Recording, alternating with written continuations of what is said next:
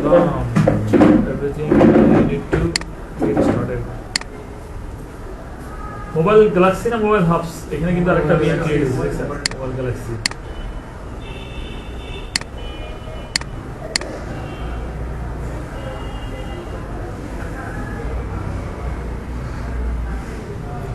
এখন পর্যন্ত শীত কম আসে তেমন একটা বোঝা যাচ্ছে না শীত প্রভাব পড়লে তখন বুঝতে হবে খেতা কম্বল নিয়ে আসা লাগবে এখানে ক্লাস করার জন্য ওকে মোবাইল গ্যালাক্সি আসলাম আমরা আরেকটা অ্যাড দিব অ্যাড ম্যানেজারে চলে যাই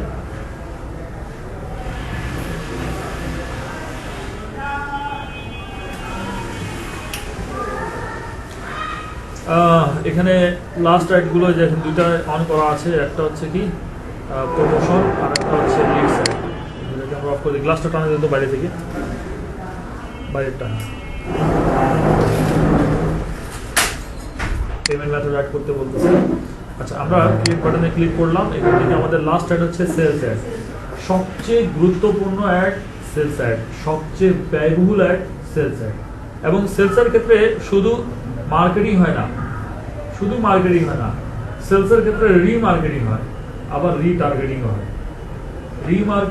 রিটার্গেটিং এগুলো আবার কি জিনিস ঠিক না যে রিমার্কেটিং কি রিটার্গেটিং কি তো মার্কেটিং তো আমরা বুঝলাম যে একবার অ্যাড চালাইলাম অডিয়েন্স কি আসলো সেলসের ক্ষেত্রে উপরে যে অ্যাডগুলো আমরা চালাই ট্রাফিক অ্যাড এঙ্গেজমেন্ট অ্যাড বা অ্যাওয়ারনেস অ্যাড এই অ্যাডগুলো দ্বারা আমাদের ওয়েবসাইটে যারা আসলো যে ট্রাফিকগুলো ঢুকলো অথবা আমাদের পেজে যারা ফলোয়ার হিসেবে আছে অথবা যারা ভিডিও অলরেডি দেখছে 25% 50% অথবা 70% বা 90% অর 15 সেকেন্ড অর অ্যাবাভ এই ধরনের তো এই ধরনের যারা অডিয়েন্স এদেরকে টার্গেট করবো আগে ঠিক আছে এবং টার্গেট করে তাদের কাছে অ্যাড চালানোকে বলতেছি রিটার্গেটিং করা এবং অডিয়েন্সগুলোকে একটা অডিয়েন্সের কাছে অ্যাড চালানোর পর ওই অডিয়েন্সের কাছে পুনরায় অ্যাড চালানোকে বলতেছি আমরা রিমার্কেটিং করা ঠিক আছে তো এটা সেলসের ক্ষেত্রে সবচেয়ে বেশি করে থাকি আমরা সেলস মেইন উদ্দেশ্য মার্কেটিং এর পুরো মার্কেটিং এর মেইন গোল হচ্ছে সেলস বিক্রি করা আর এটাতে আপনাদের ডলারও ইনভেস্ট বেশি হবে এবং এটাতে রেজাল্ট ভালো পাওয়ার জন্য উপরের অ্যাডগুলো খুব ভালো হইতে হবে রেজাল্টগুলো ভালো হইতে হবে ওকে তো আমরা সেলসে ক্লিক করলাম সিস্টেম কিন্তু একই রকম find people likely to purchase your product or service conversion ad catalog ad messenger and instagram whatsapp ad catalog কি তৈরি করছি আমরা এখন মধ্যে তৈরি করিনি ক্যাটালগ করিনি আচ্ছা আমরা ক্যাটালগও করব আমরা এখানে সেলস অ্যাডকে কন্টিনিউ করে দেই এরপর আমরা ম্যানুয়ালে ক্লিক করলাম ম্যানুয়াল সেলস ক্যাম্পেইন এখানে আমরা কন্টিনিউ দিয়ে দিই ক্যাম্পেইনের নাম যেটা দেওয়ার আমরা দিয়ে দিব এখানে আমরা সেলস অ্যাডের ক্ষেত্রে কি করি যে অর্থাৎ আমাদের যে বাজেটটা থাকে আমরা বাজেটটা এখানে বসাই দিয়ে যাই অথবা আমরা অ্যাড সেটও বসাইতে পারবো কোনো সমস্যা নেই যে বাজেটটা এখানে অন করে দিয়ে এখানে ডাইরেক্ট বসাই দিতে পারি তবে আমরা এখানে না করে ডাইরেক্ট ওখানে বসাই এবি টেস্টটা দেখাবো বাকি আছে রিপোর্টিংটা পরে নেক্সট এখন আমরা চলে আসতেছি অ্যাড সেটের মধ্যে কি করতে হবে সেলসের উদ্দেশ্যটা তাই না we have updated your conversion location to help you reach more people আমরা কি যাচ্ছি সেলস কোথায় দিকে করবো drive sales and conversion on your website maximum এটাই চায় ওয়েবসাইট থেকে সেল করতে সবার উদ্দেশ্য কিন্তু ওয়েবসাইট থেকে সেল করা কিছু কিছু আছে যারা আপনাকে ফেসবুক থেকে সেল করতে বলবে বাট এটার পরিমাণ খুব কম যেমন এঙ্গেজমেন্ট অ্যাডটা যদি সেল করতে চাই আমরা এঙ্গেজমেন্ট দিয়ে দিই পেজ থেকে সেল করা মেসেজিং এর মাধ্যমে তবে সবচেয়ে বেশি সেল কোথায় দিকে করতে চায় ওয়েবসাইট থেকে ই কমার্স সাইটগুলো website and app drive sales and conversion on your website অর্থাৎ আপনার ওয়েবসাইটও আছে এবং সেই ওয়েবসাইটের নামে অ্যাপসও আছে যেমন দারাজ ওয়েবসাইট আছে না আবার দারাজের অ্যাপসও আছে দেখবেন প্লে স্টোরে তো আপনি ওয়েবসাইট থেকেও সেল চাচ্ছেন আবার অ্যাপস থেকেও চাচ্ছেন সেক্ষেত্রে আমরা এই অপশনটাকে সিলেক্ট করবো ওয়েবসাইট অ্যান্ড অ্যাপস আবার message destination drive sales conversion through Messenger Instagram WhatsApp ওই যে ফেসবুক পেজ যারা আছে ইনস্টাগ্রাম পেজ যারা আছে তারা যারা পেজ থেকে সেল করতে যাবে সেক্ষেত্রে আমরা এটা সিলেক্ট করবো drive sales and conversion through phone calls এটার রেজাল্ট খুবই খারাপ আসে কল মানুষ কল করে কিনতে খুবই অনাগ্রহী আগ্রহ প্রকাশ করতে চায় না কলের মাধ্যমে কিনতে বেশিরভাগ ওয়েবসাইট থেকে কিনবে আচ্ছা এরপর performance goal maximise number of conversion আমরা সবচেয়ে বেশি সেল চাচ্ছি এখানে আরো অপশন আছে maximise number of landing page view অর্থাৎ we will try to show your ads to the people most likely to view the website or instant experience linked in your ad শুধু website দেখাবে আমরা কি website দেখাতে যাচ্ছি আমরা যাচ্ছি বিক্রি। তো আমরা রেটটাও কনভার্সনে দিয়ে রাখবো, কনভার্সন সেল। তো আমরা এই জিনিসটা তো বুঝতে পারলাম যে আমরা চাচ্ছি যে ফেসবুক আমাদের টাকা কাটবে বাট সেলের উপর, শুধুমাত্র ওয়েবসাইট দেখাবে কাটে নিবে এমন না, কারণ ওয়েবসাইট দেখানোর এনগেজমেন্ট অ্যাড অ্যাওয়ারনেস অ্যাড আলাদাভাবে আছে আমাদের কাছে। তো আমরা এখানে ওই টাকাটা স্পেন্ড করবো না, আমরা চাচ্ছি সেলের উপর স্পেন্ড করতে। ওকে, এরপর আসতেছি আমাদের এখানে একটা অপশন দিয়ে রাখছে কিন্তু ক্রিয়েট পিক্সেল। হ্যাঁ, পিক্সেল জিনিসটা কি জিনিস আপনাদেরকে একটু বলি, এর আগেও বলছি যে পিক্সেল হচ্ছে ট্র্যাকিং সিস্টেম, অর্থাৎ আমরা কোন প্রোডাক্ট সেল করতেছি, এই প্রোডাক্টটা কেনার জন্য কারা কারা আমার ওয়েবসাইটে ঢুকলো, বা এই প্রোডাক্টটা কিনতে যায় 4টা ধাপ থাকে, আমরা জানি কি কি ধাপ থাকে। একটা প্রোডাক্ট পারচেস করতে গেলে আমরা ওয়েবসাইটে যে অ্যাক্টিভিটিসগুলো, যে ইভেন্টগুলো, যে রিকোয়েস্টগুলো পাঠাই, এটা 4টা স্টেপ থাকে, বলছিলাম মেবি একবার। নাই কিনলাম, তারপরে তো 4টা স্টেপ আমরা মোটামুটি পুরো স্টেপ না করলেও কেউ 3টা কেউ 2টা করে, কিন্তু কি করে এটা তো জানি না, একটু হিন্টস দিলে তারা ধরতে পারবে না, তাই না? আমরা যেমন একটা স্টেপ হলো যে প্রোডাক্টকে ভিউ করি, যেটাকে আমরা বলি কন্টেন্ট ভিউ, বলছিলাম না? কন্টেন্ট ভিউ করা বা প্রোডাক্ট ভিউ করা বা আইটেম ভিউ করা, তিনটা কিন্তু একই জিনিস, যদিও বা শব্দগুলো আলাদা আলাদা, কিন্তু তিনটার কাজ একই। আইটেম ভিউ করা মানে প্রোডাক্ট ভিউ করা, প্রোডাক্ট ভিউ করা মানে আইটেম ভিউ করা, অথবা কন্টেন্ট, প্রোডাক্টকে কন্টেন্ট বলতেছি, কন্টেন্ট ভিউ করা। ক্লিক করলাম, একটা প্রোডাক্টে ক্লিক করলাম, ওই প্রোডাক্টটাকে দেখলাম, এটা হচ্ছে কন্টেন্ট ভিউ। দেখার পর আমি চাচ্ছি এই প্রোডাক্টটাকে আমি কিনবো। তো কেনার আগে একটা ওয়েবসাইট থেকে একজন একটাই প্রোডাক্ট কিনে না, একাধিক প্রোডাক্ট কিনে থাকে। তো আমি কেনার আগে এটা আমার উইশ লিস্ট, যেটাকে আমরা বলি কি অ্যাড টু কার্ট, মানে আমি আমার লিস্টে অ্যাড করবো, অ্যাড টু কার্ট, কার্টের মধ্যে লিস্ট করবো।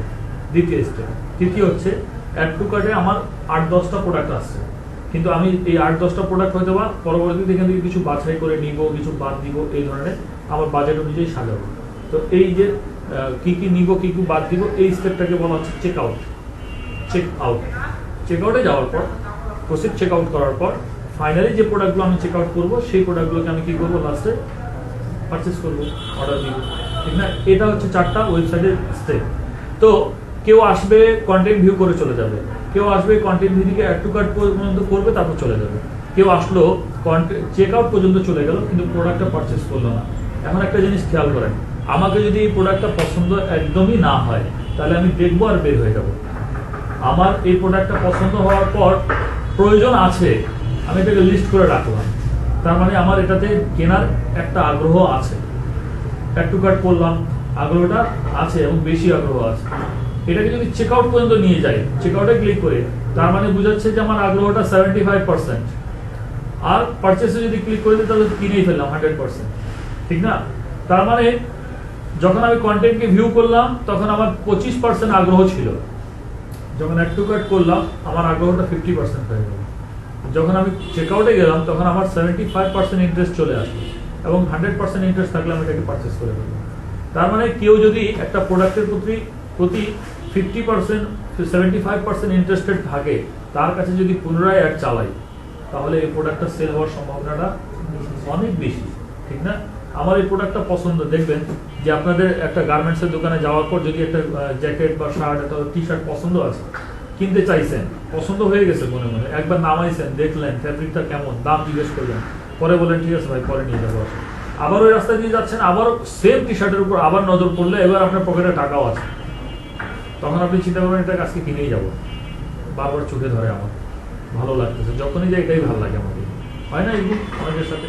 তো একটা জিনিস দেখবেন, ফেসবুকও যখন আপনারা কোনো একটা কন্টেন্টের উপর ক্লিক করবেন, ও বারবার রিপিট করে আপনার সামনে ওটাই চোখের সামনে ঘুরাইতে থাকে। আর একবার যদি আপনি দেখতেছেন, দ্বিতীয়বার আসার পর আরো আগ্রহ জাগে, এবার পুরোটাই দেখি। তো রিলসের ক্ষেত্রে বেশি হয় কি না হয়? তাহলে এই জন্য ট্র্যাকারটা লাগে, কে কত দূর পর্যন্ত গেল। তো ট্র্যাকিং এর সিস্টেমটা আমরা এখনো যাইনি, যাব। ওকে, এরপর দেখেন বলছে click through 7 days, attribute setting, engage view for video only 1 day। 7 day through এটা বোঝাচ্ছে কি প্রতি 7 দিন পর পর একজনের কাছে ওই অ্যাডটা যারা ক্লিক করবে, 7 দিনের মধ্যে পরপর তার কাছে ঘুরাইতে থাকবে। এটাকে চাইলে আমরা 1 ডেও করতে পারি, যে দেখছে একদিন পর পর তার কাছে যাইতেই থাকবে। এটা 7 দিন দিয়ে রাখলাম, মানে একদিন আজকে দেখলো তো 7 দিন পর আবার তার কাছে ওই পোস্টটা যাবে, যদি কেউ ক্লিক করে ইন্টারেস্ট দেখায় তার ক্ষেত্রে। ভিডিওর ক্ষেত্রে একদিন পর পর যাবে, ভিউ থ্রু একদিন পর পর তার কাছে অ্যাড যাইতে থাকবে যদি সে মানে ক্লিক করে থাকে। এটা দিয়ে রাখছে এই অপশনটার জন্য। অ্যাট্রিবিউট সেটিং, ওটা আমরা কম বেশি করতে পারি। আচ্ছা, ডেলিভারি টাইপ স্ট্যান্ডার্ড এটা যা আছে তাই থাকবে, ডাইনামিক প্রয়োজন হয়। ডাইনামিক হচ্ছে until then using a dynamic creative will enable the flexible ad format. This allows you to continue providing creative elements to automatically generate combination tailored for your audience. We will also show your ad in the format that we predict may perform best. এটা হচ্ছে dynamic, হচ্ছে automatic add. আর এই automatic অ্যাডের system হচ্ছে যে ফেসবুককে যার যার কাছে ভালো মনে হবে তার কাছে চালিয়ে দিবে। ডাইনামিক অ্যাডটা এমন, ডাইনামিক অ্যাড কি করে যে আপনার একাধিক অ্যাড কপিগুলো, একের অধিক অ্যাড কপিগুলোকে সিলেক্ট করবে, করার পর একটা অ্যাড তৈরি করবে, একটা কম্বিনেশন তৈরি করবে, করার পর ওটাকে চালিয়ে দিবে। তবে এটাতে আমাদের লস বেশি হয়, কারণ ফেসবুক নিজের ইনকাম করার জন্য, ও তো পেমেন্ট পাবে এখানে, নিজের ইনকাম করার জন্য অ্যাড কিন্তু চালাইতেই থাকবে, এর কাছে ওর কাছে ওর কাছে যার কাছে মন যাবে চালাইতে থাকবে, খালি ক্লিক নেওয়ার জন্য, খালি ক্লিকটা চলে আসবে, ক্লিক নেওয়ার জন্য ও চালাইতে আসে। কিন্তু এটাতে আমাদের কি হলো, টার্গেটটা বসলো না, আমরা কার কাছে চালাবো, কোন বয়সীদের কাছে চালাবো, কাদের কাছে একটা চালাইলে পারফেক্টলি এটা আমরা সেট করতে পারবো, এই টার্গেটটা আমরা রিচ করতে পারি না, যার কারণে আমরা প্রফেশনালি এই ডাইনামিক অ্যাডটাকে ইগনোর করে চলি। ঠিক আছে, যদি ইনস্ট্যান্ট কোনো অ্যাড এখনই লাগবে, 2-3 মিনিটের মধ্যে আমাকে একটা অ্যাড চালাই দিতে হবে, দেন আপনি ডাইনামিক করে দেন। কারণ একটা অ্যাড চালাইতে গেলে আমাদেরকে অনেক রিসার্চ করে অ্যাড দিতে হয়, আর যেটাতে কমপক্ষে আধা ঘন্টা 1 ঘন্টা সময় দিতে হবে। এখন কোনো ক্লায়েন্ট এখনই লাগবে, দেন ডাইনামিক অন করে দেন, দিয়ে ছাড়ে দেন, ওকে বলেও দেন আমি ডাইনামিক অ্যাড দিয়ে দিচ্ছি, ফেসবুক অটোমেটিক অ্যাড চালাই দিবে। কারণ আমার কাছে আপনি যে অ্যাডটা চাচ্ছেন এটার জন্য আমাকে সময় দিতে হবে, আর সময় যদি দিতে না চান তাহলে আমার ডাইনামিক অ্যাড দিয়ে দেবো। ক্লিয়ার? সবার কি ক্লিয়ার? ওকে, এরপর আসছি বাজেট। ডেইলি বাজেট আমরা $20 করে দিলাম। দেখেন এখানে আমি কোনো ডলার বসাইছিলাম, অটোমেটিকলি চলে আসছে। তার মানে আপনি অন্যান্য অ্যাডের ক্ষেত্রে দেখবেন এখানে ডেইলি বাজেট $10, $5 আসবে, কিন্তু সেলসের ক্ষেত্রে অলওয়েজ বেশি আসবে। সেলস অ্যাডটা বেশি বাজেট কাটে, এই জন্য এখানে বেশি কাটে। আচ্ছা, শিডিউল আমরা আমাদের মতো করে সেট করে দিই। আমরা মনে করেন 19 তারিখ থেকে 30 তারিখ পর্যন্ত সেট করলাম। ওকে, বাজেট শিডিউলিং সারাদিনে কখন কখন কাটবে এগুলো নিয়ে, এগুলো আমরা জানি, সবগুলো এগুলো জানা আছে। এখানে সবকিছু আমাদের অডিয়েন্সের ব্যাপারটা একটু আপনাদেরকে জানাতে চাচ্ছি। এগুলো জানা আছে, প্লেসমেন্ট আপনাদের জানা আছে, এগুলো ক্লিয়ার আছে। অডিয়েন্সের ব্যাপারটা একটু দেখেন। অডিয়েন্স কন্ট্রোলে যদি আমরা ইউজ সেভড অডিয়েন্সে ক্লিক করি, কোনো অডিয়েন্স আমাদের আগে থেকে সেভ করা নেই। আচ্ছা, এখানে কোন অডিয়েন্সগুলো সেভ হয় আর কিভাবে হয় এটাই আপনাদেরকে দেখাবো। তো অডিয়েন্স সেভ করার জন্য আমাদেরকে অডিয়েন্সে যাইতে হবে, এবং এটার জন্য ট্র্যাকিংটা আগে অন করতে হবে। ট্র্যাকিং এটা অন করতে হবে, পিক্সেল। তাহলে লাস্ট 30 দিনে আমার ওয়েবসাইটে কারা কারা কন্টেন্টগুলো ভিউ করলো, কারা কারা প্রোডাক্ট অ্যাড টু কার্ট করলো, এদেরকে আমরা সেভ করবো, এবং সেভ করার পর এদের কাছেই আমরা অ্যাড চালাবো, যেটাকে বলা হয় রিমার্কেটিং করা। ঠিক আছে, তবে এই অডিয়েন্সগুলো কোথায় থেকে সেভ করবো আমি দেখাচ্ছি আপনাদেরকে, দাঁড়ান। এটা তো আমরা বুঝতে পারলাম। এখন ডাইনামিক একটা ক্লিয়ার করলাম, অডিয়েন্স সেভড অডিয়েন্সগুলো আমরা দেখব। এই যে লোকেশনগুলো এগুলো আমরা জানি। এটা হচ্ছে কাস্টম অডিয়েন্স, যেটা আমরা রেগুলার করে আসি, এজ সেট আপ করা, জেন্ডার, ডিটেল টার্গেটিং বসানো। আর এখানে একটা অপশন দেওয়া আছে কাস্টম অডিয়েন্স, খেয়াল করছেন? এই কাস্টম অডিয়েন্সের মধ্যে কোনো অডিয়েন্স নাই, ক্রিয়েট নিউ দেখাচ্ছে। আবার লুকে লাইক অডিয়েন্স কি, কাস্টম অডিয়েন্স কি, এগুলো নিয়ে নেক্সট ক্লাস হবে ইনশাআল্লাহ। ওকে, এবং এখানে প্লেসমেন্ট আমরা জানি, নেক্সট করলাম। এখান থেকে এখন শুধুমাত্র আমাদের একটা কাজ থাকবে, সেটা হচ্ছে অ্যাড কপি সিলেক্ট করা। ক্রিয়েট অ্যাডের জায়গায় আমরা ইউজ এক্সিস্টিং পোস্ট করে দিলাম, করে দেওয়ার পর অ্যাড প্রিভিউ অন করে দিব, এবং যে কোনো একটা অ্যাড এখান থেকে সিলেক্ট করব, যে কোনো একটা অ্যাড সিলেক্ট করব। ইউআরএল দিতে হবে, যেহেতু আমরা কি করছি ওয়েবসাইট দিয়ে রাখছি না, তো ইউআরএল মাস্ট বি দিতে হবে। সিলেক্টেড অ্যাড, আমরা একটা অ্যাড এখানে আইফোনটা নেই, আইফোন সিলেক্ট করলাম, কন্টিনিউ করলাম, এবং এখানে আমাদেরকে একটা ইউআরএল বসাইতে হবে। ইউআরএলটা পাই যাবো কোথায়? আমরা আমাদের ওয়েবসাইট থেকে। এখানে চাইলে আমরা পুরো ওয়েবসাইটের ইউআরএল দিতে পারি, অথবা যে প্রোডাক্টকে সেল করতে চাচ্ছি ডাইরেক্ট প্রোডাক্ট লিঙ্কটা দিতে পারবো। ঠিক আছে,